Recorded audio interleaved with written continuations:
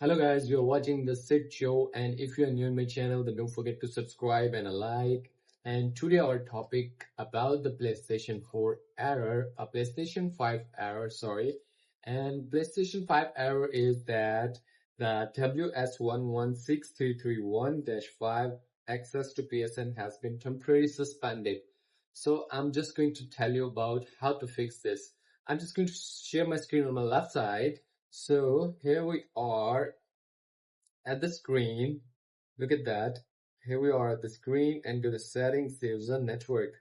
And here is the user and account. So must check your PSN account first. It's logged in or not, sign in or not. Here we go, sign in ID.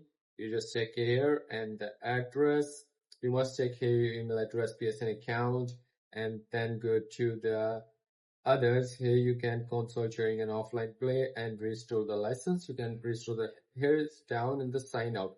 It means your PSN account is logged in. If you are not logged in, you get here the sign in, not the sign out. So here we go to check the maintenance or servers.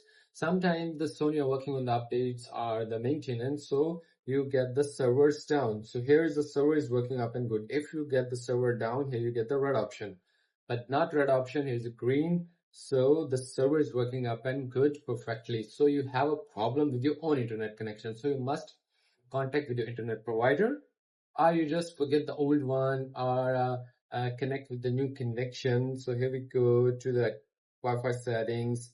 You can change the frequency, check the frequency, advanced settings, user and account. And here is the DNS settings, primary and secondary, MTU setting 1500. You can change manually, search it which one is working good in your country, just put it back here and then connect it. So that simply you can fix this error on your PlayStation 5, that kind of code. And if you're new to my channel, then don't forget to subscribe and like. See you soon for the next one, for the next topic.